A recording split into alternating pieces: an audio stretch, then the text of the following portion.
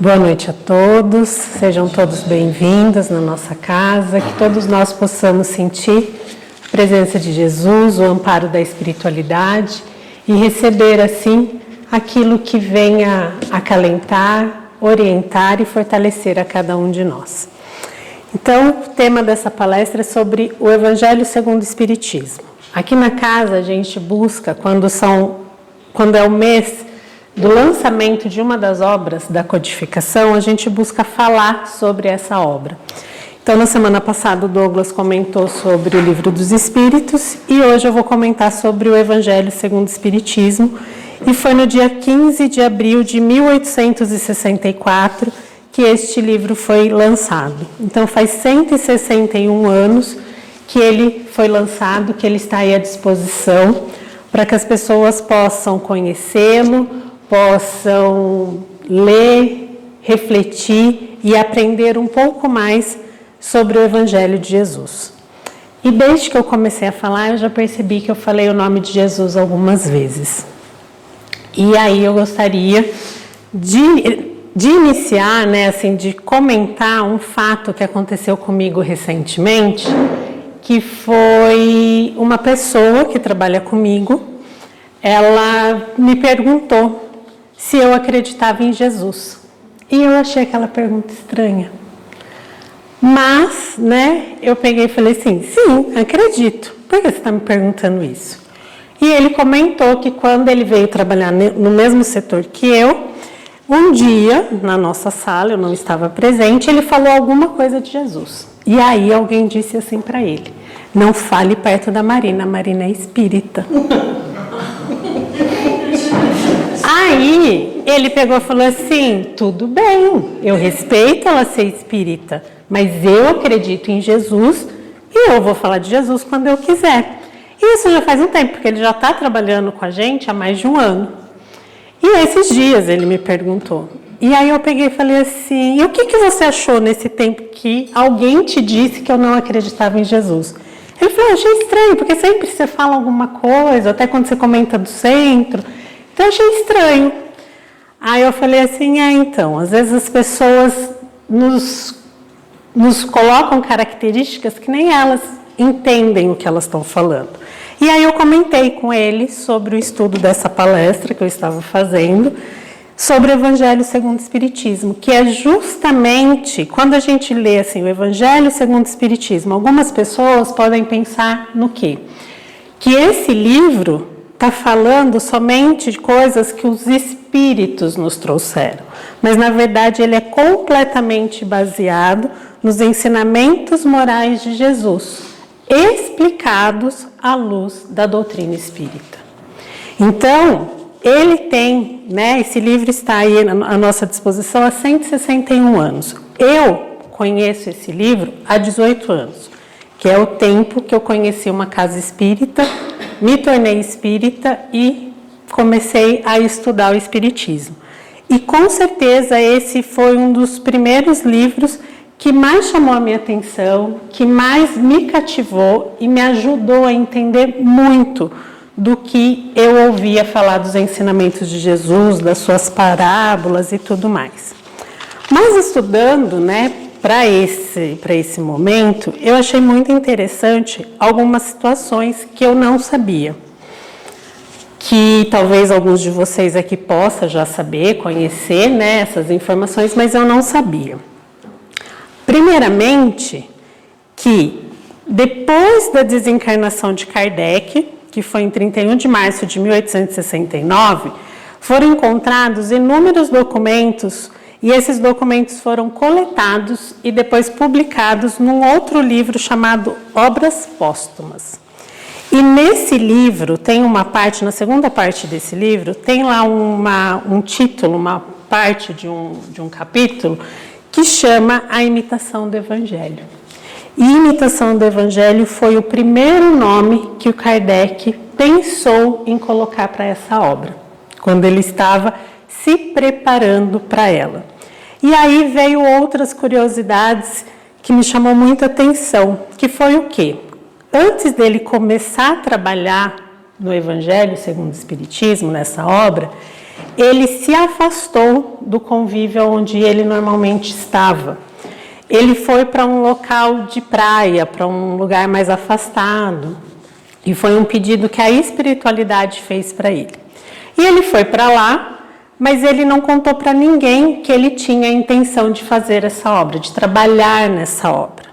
E aí, deste local, nem a Amélie Baudet ficou lá com ele, ela foi com ele no momento que ele foi para ficar, mas ela voltou e ele continuou lá.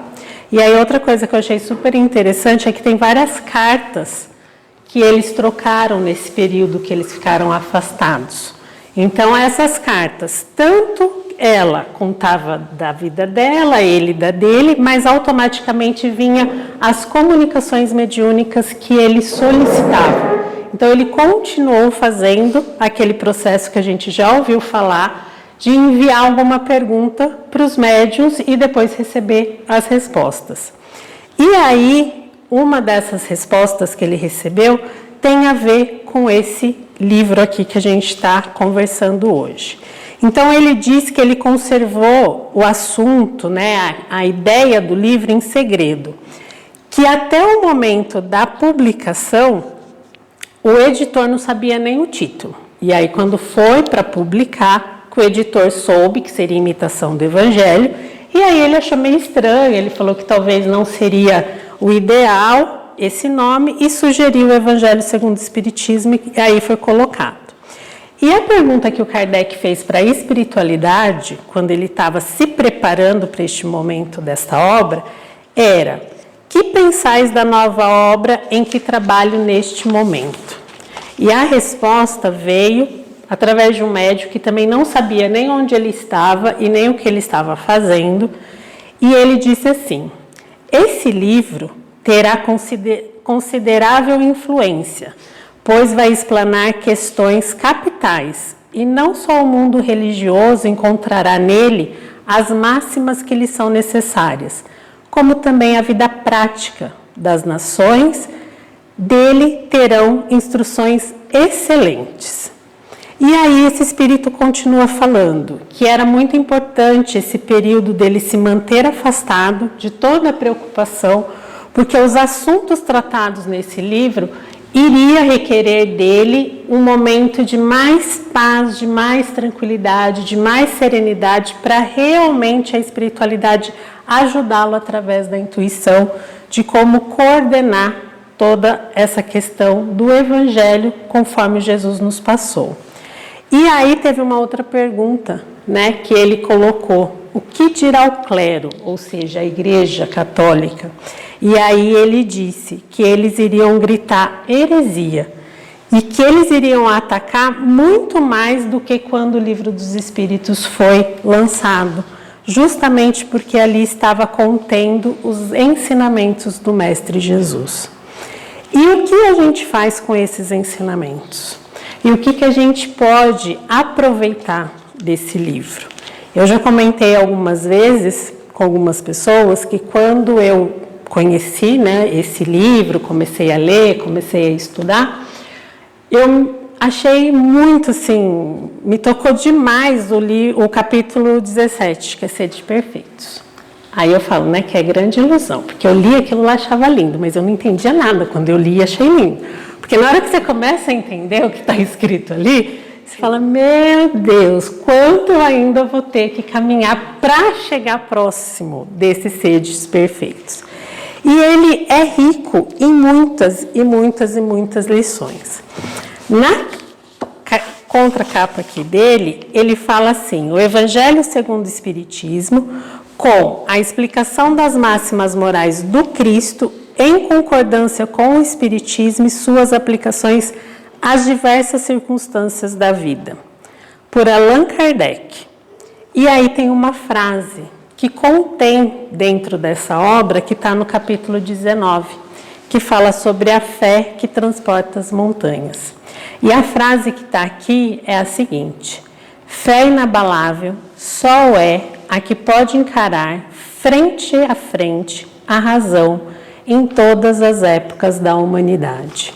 Então, além de contar, né, essa breve história para vocês, das curiosidades que eu descobri neste momento, estudando para isso, mas que talvez vocês já tinham essa informação, e eu achei muito interessante, eu também resolvi trazer o quê? O conteúdo dele, uma parte do conteúdo dele para a gente refletir nessa noite.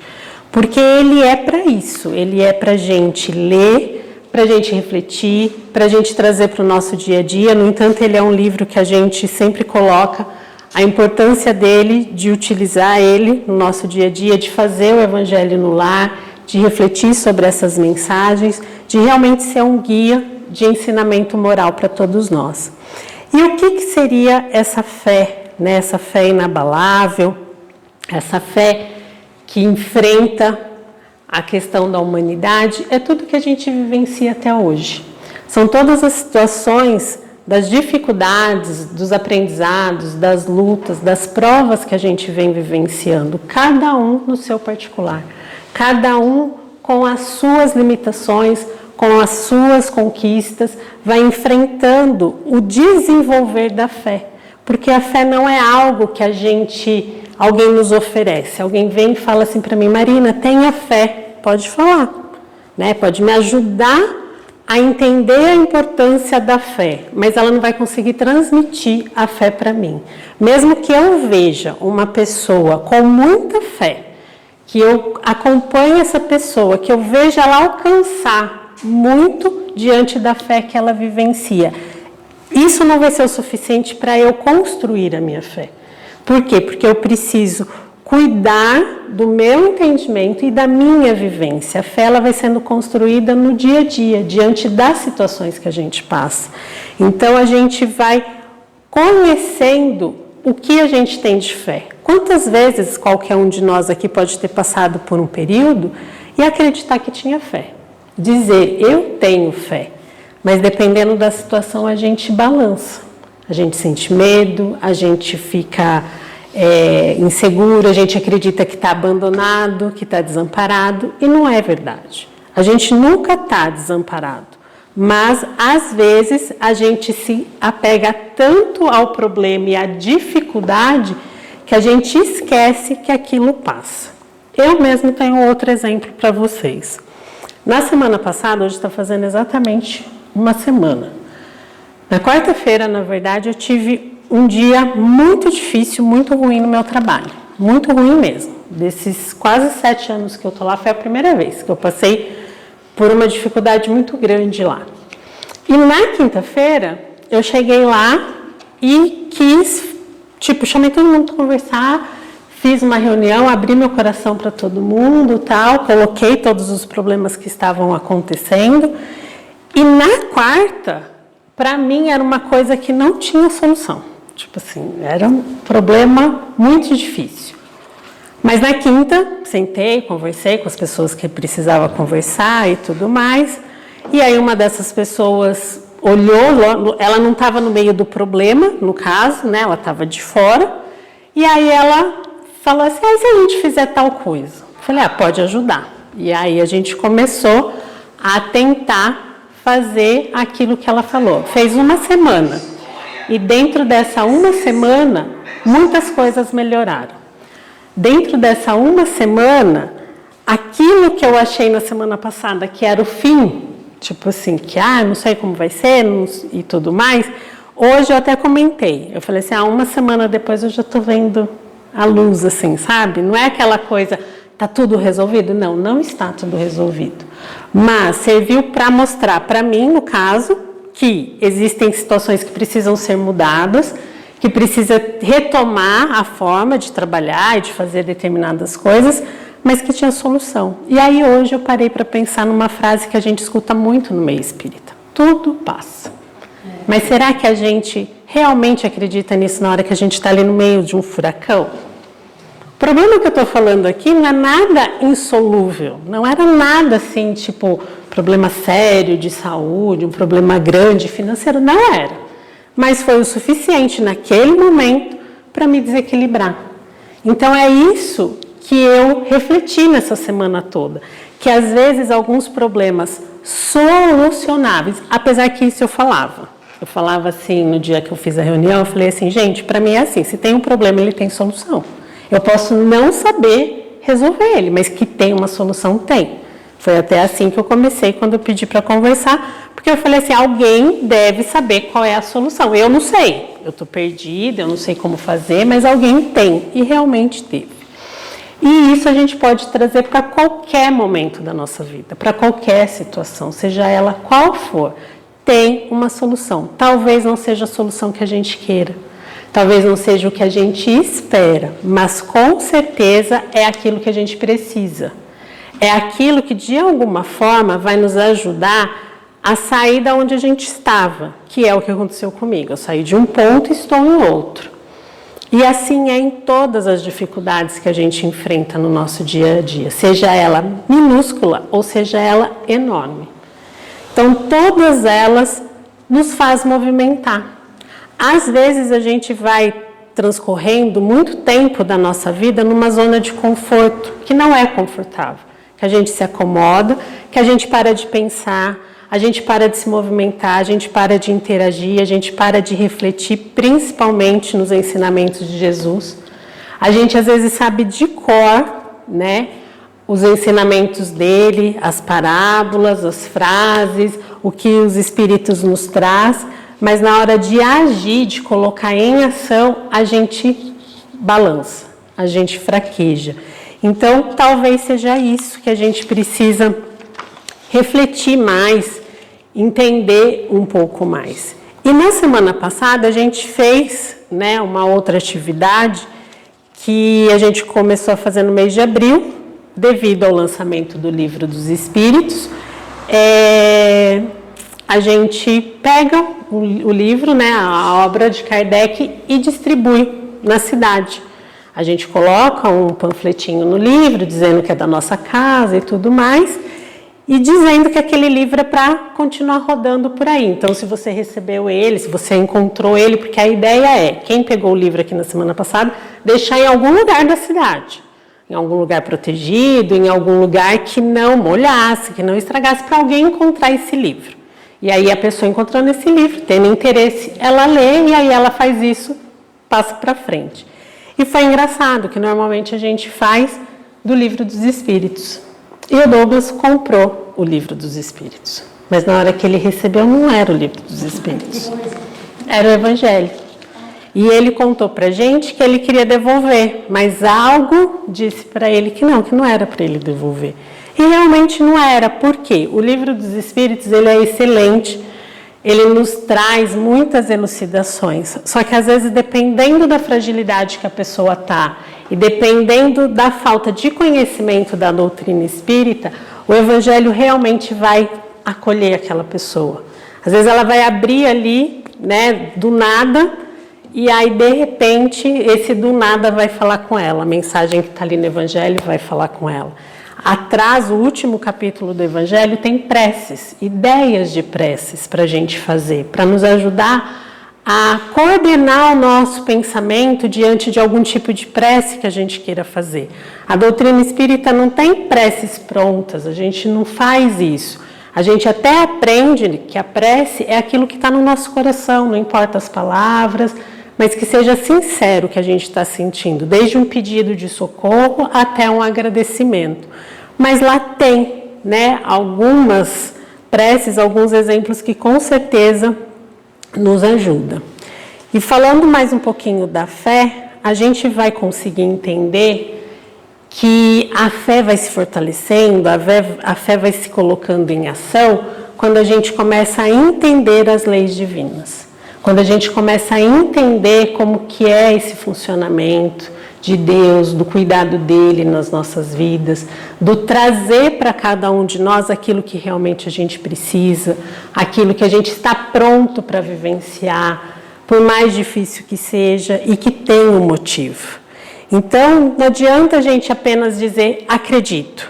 É necessário a gente entender, é necessário a gente confiar e agir também com amor, com perseverança, com bondade, para que a gente caminhe e consiga conquistar essa fé que seja mesmo inabalável. Mesmo que hoje a gente não tenha ainda essa fé inabalável, que a gente busque ter ela, que a gente busque conquistar ela no nosso dia a dia. E aí, voltando lá na questão, né, que o rapaz perguntou para mim se eu acreditava em Jesus, na hora que eu fiquei chocada com a pergunta, aí eu fiquei pensando, né, porque eu sei que eu tenho o hábito de falar de Jesus, tal, não sei o quê. E aí eu fiquei pensando, eu falei assim, mas por que será que alguém, porque não foi ele, foi alguém, eu nem sei quem é essa pessoa, também nem perguntei, não me interessa, né? Se ela quiser saber em quem eu acredito, ela pode vir perguntar para mim igual ele fez, ou se ela tiver acesso à palestra no YouTube, aí ela também vai saber, né? Aí eu fiquei pensando, então às vezes não é só o falar, né? Tipo assim, o que mais eu, no meu dia a dia, talvez precise vivenciar para que as pessoas não tenham essa dúvida somente porque eu sou espírita. E aí as pessoas acham que espírita não é cristão, né? Que espírita, tipo, tem um pacto com coisas ruins e tudo mais, e não é. E não é. A gente sempre fala que a gente não está aí se colocando diante das pessoas, obrigando que as pessoas acreditem no que a gente acredita. Não, cada um é livre para acreditar no que quiser, seguir aquilo que te faz bem, que te fortalece, que te melhora. Isso é o melhor caminho para todo mundo. Mas essa falta, né, de compreensão, de você olhar o que o outro vivencia, o que isso traz para a vida dele e para de tantas outras pessoas, às vezes vai rotulando, diminuindo algumas situações. Então, eu agradeço pela oportunidade e espero que, né, nessa reflexão, nessa oportunidade que a gente tem de ter o livro nas nossas mãos, a gente faça uso dele. E uma coisa que eu também achei bem interessante, que eu sabia que essas informações que eu falei, do Kardec ir para um lugar de praia, ficar afastado para todo esse trabalho, estava nesse livro. Eu até estou lendo ele, mas eu estou bem longe dessa parte. E aí eu sentei no final de semana, né, para preparar melhor, para organizar, daí eu falei assim, agora eu tenho que achar aqui no livro aonde está essa parte, que eu tinha visto só pela internet. Aí sabe aquela coisa que você abre? Caiu exatamente na página. Caiu exatamente na página, sabe assim? Aí agora, claro que eu marquei ele aqui certinho. Mas na hora que eu abri o livro e caiu exatamente na imitação do Evangelho, falei assim, obrigada, eu não estou sozinha, nunca, né? Mas tipo assim, é bom quando a gente sente que a gente está sendo acompanhado. Então, cada vez que vocês abrirem um livro de mensagem ou qualquer uma das obras, quando você parar para fazer uma prece, quando você parar para ouvir uma palestra, fazer um estudo, saiba que ao redor de nós, junto de nós, como neste momento que a gente está aqui agora, tem espíritos nos envolvendo, nos iluminando, nos acolhendo, trazendo para nós aquilo que a gente realmente precisa. Então, que a gente possa sentir essa presença e que hoje, cada um de nós que está aqui, a gente possa sair daqui melhor do que chegou, levando conosco a mensagem de Jesus, da fé, do amor, da caridade, do respeito ao próximo e do conhecimento de que a vida é contínua e a gente tem várias existências que são importantíssimas para a nossa evolução e para o nosso aprendizado. Que Deus, a espiritualidade, envolva a todos em muita luz. Obrigada.